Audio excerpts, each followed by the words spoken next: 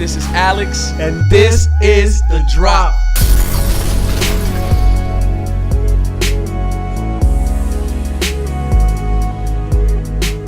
And we are so pumped about this episode, wrapping up our series on faith, talking about hope, right? Talked about hope for a couple episodes and talked about believing in God and talked about the time of waiting and what it means to wait and different time zones, man. He was dropping bombs with time zones. I'm still working on that preaching. But I think today's going to be special. It's a different dynamic, different environment, actually different look from what we've used to the last couple of weeks. But we want to kind of be in the Word today. We want to kind of break down a text that's been in our heart, and we've kind of talked behind the scenes and even probably preached in our churches already. But me and Lewis thought that bringing this text to life today, I think, would be perfect to wrap up on this particular series of faith. I closed out the last episode talking about hearing then seeing. And that was hot. Hot. Hot, yo. Sorry, go ahead. It's funny, man, because I'm telling him he was sharing his personal experience, and it touched me, and it really encouraged me. And I feel like the Lord was just giving me things like the misconception of the speed of sound, and we think that it's supposed to come quick, but there is a time of waiting from the time that you hear it, from the time that you see it. It's great, but you know what? Mark chapter 5 talks about a very interesting story, a story about a man named Jairus. His daughter is sick. Jesus is walking in the city, and he calls Jesus to go to his house because his daughter, at this point in the beginning of the text, she's very sick and she's at the point of death, and she's not yet dead, but on his way to the house, they find themselves with a woman.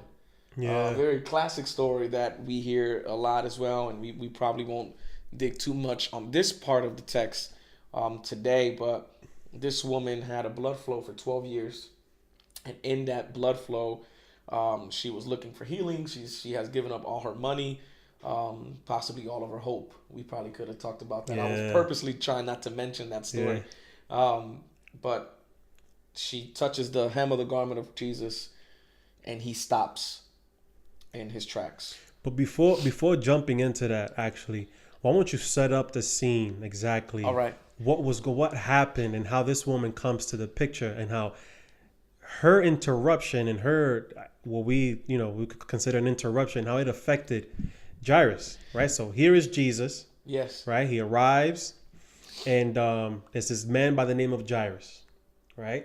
And he is a leader.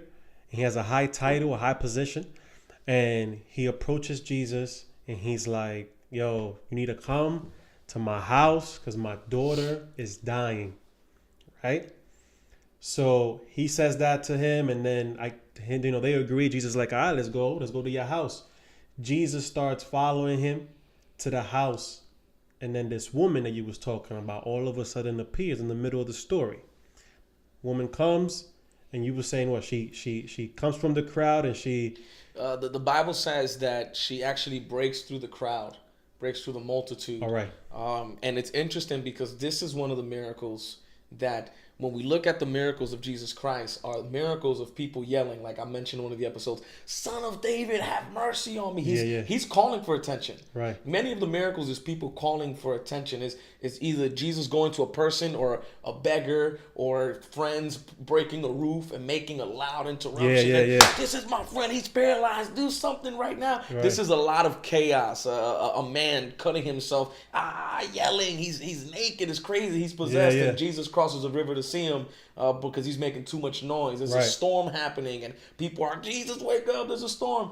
But this particular miracle, this woman actually doesn't even interrupt Jesus. She just touches the hem of his garment. It's one of those miracles that before we even get to Jairus' daughter, listen to this. It says that Jesus says, "Someone has touched me." Yes. And the disciple says, "You're out of your mind because there's a lot of people here." It's like you're in Times Square, New York, Disney, wherever you want. Big crowd pressing up against Jesus. Everyone's touching you, dog. Like, let's go. Like, no one's He goes, no, that's the problem, that you missed it. The disciples are always missing it. You missed it. You missed it, disciples. No, power, virtue, something has left me. Yeah. So in other words, Jesus didn't even confront her. He didn't even acknowledge her yet power had healed her already. She wasn't waiting for the word of Jesus per se. She was already healed before he even said something. Before he even said something. So the Bible doesn't even give this woman a name. It's just calling her woman. Woman this, woman that, just woman thou art loose. I'm real churchy, but she doesn't even wait for his word. She just touches his garment. And I think that's a message in itself. Another side of faith that I believe, because I believe this whole story is a story of generations. Okay. Why do you say that? Why? I say that because when we look at, before we get to Jairus, we have, and this is, it kind of ties hope, right? This woman that's lost hope, looking for hope. And then you have a man and a woman believing in the same Christ. It says that she spent all her money. Right. Before she would visit doctor after doctor, and she ran through all her money trying to find a cure for her blood flow that wouldn't stop. Wow. Right? So everything that she could have done, she did. Right? But she hears about Jesus. She must have heard about Jesus healing someone else, like in some other town or something crazy, that she hears about Jesus. She pushes through the crowd, and she goes and she believes that if she gets to Jesus doesn't even have to acknowledge her. Yeah. She just believes that just by touching the hem of his garment that she was going to be healed. That's what she presses on, and she goes through the crowd and she touches him. And that's when Jesus is like, oh, someone has touched me. That's the part that you were saying. Yeah. But I want to take it back a little bit to the point where, remember, Jairus called Jesus, right? So Jesus arrives to town, because I want everyone to get this picture. Oh yeah. Okay. So Jesus arrives to in this new town, and this man appears, and he's like, "Yo, my daughter's dying. Come to my house now. Hurry up." Jairus is on his way. They're on their way. Jesus is behind them, right? They're following Jairus to go to his house. All of a sudden, Jesus comes to a complete stop. This guy, what he said? He said his daughter was dying. Yeah. Jesus now comes to a complete stop, to where, because this woman that also needed a miracle in her life touched the hem. So the reason why I want to emphasize so much they came to a stop is because the last episode we were speaking about waiting, right? Here is Jairus. He approached Jesus. He believed in Jesus. He has hope in Jesus, and knows that Jesus can heal his daughter that's about to die. She's not dead yet. He is about to die, and here is Jesus taking a complete stop, taking care of someone else's business, right? Yo, the reason why I say that is because I picture Jairus, right? Like he's probably in a rush. And he's like, yo, Jesus, like, let's go. We got to hurry up. The text also says that there was a big crowd around Jesus, right? And that was probably slowing him down too, right? People probably want to touch him, ask him questions, or talk to him, or whatever the case may be. So that's probably slowing him down too. So here is Jairus probably speed walking to his house, and Jesus is just like trying to just keep up with him. I don't mean to cut you off, because I think that paints a picture to something that we see today. Watch this. It says that he stopped.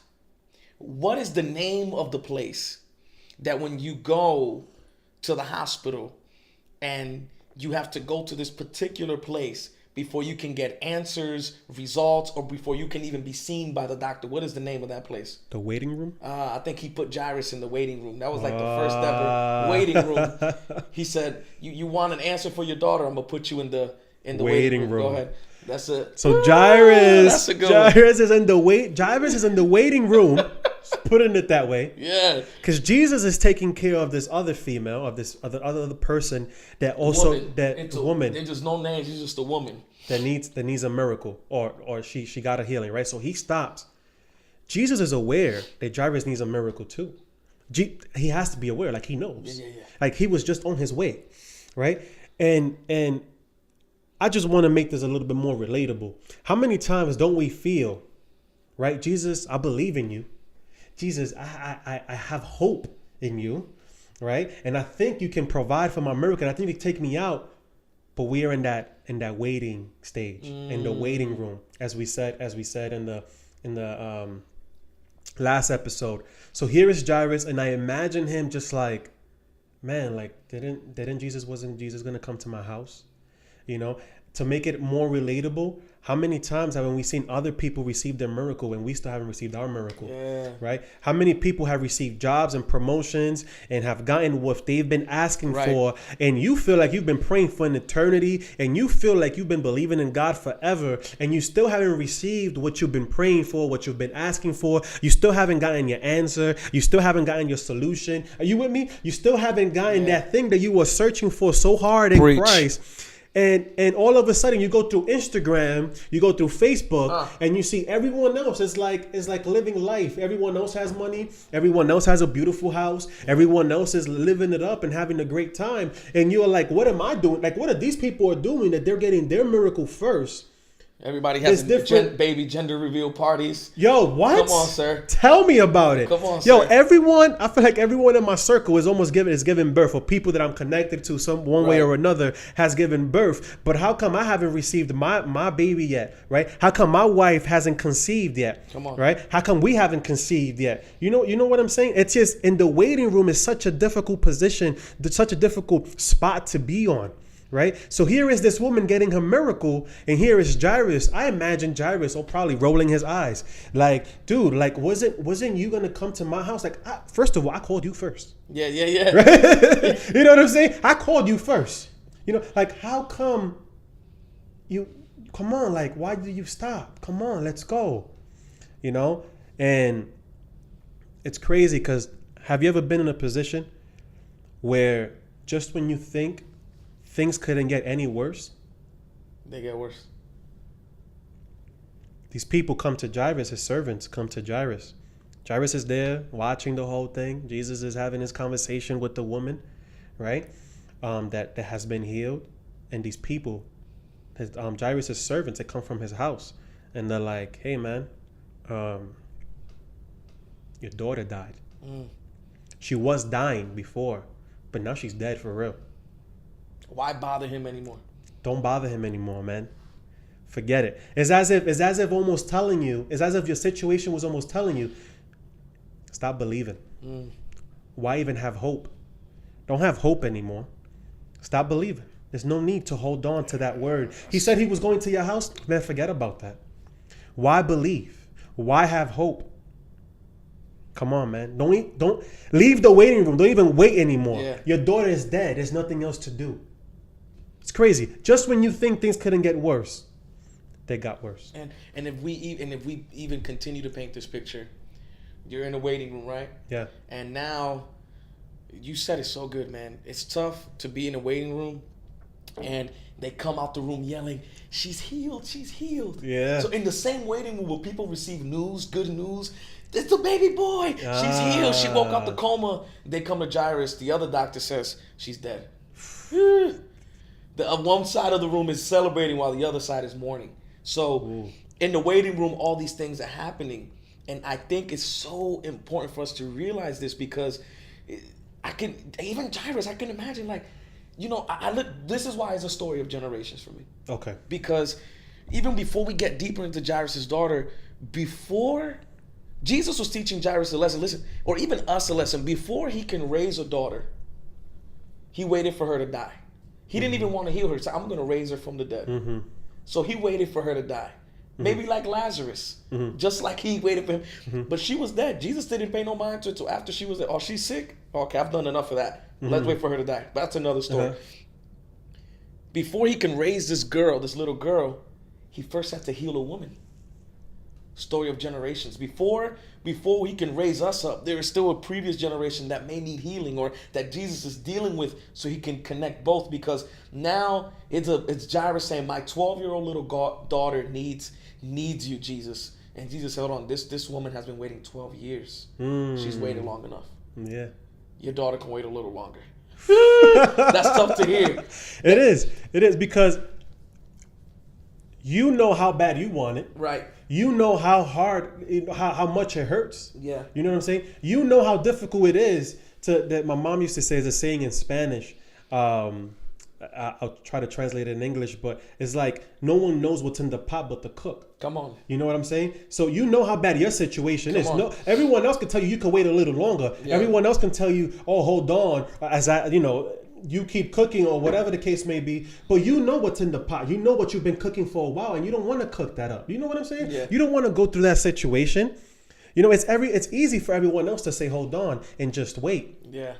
But when you're in the situation, it's hard to wait, man. And then when it's difficult to wait, it's difficult to believe. Yeah. And if it's difficult to believe, it's difficult to have hope. Yeah.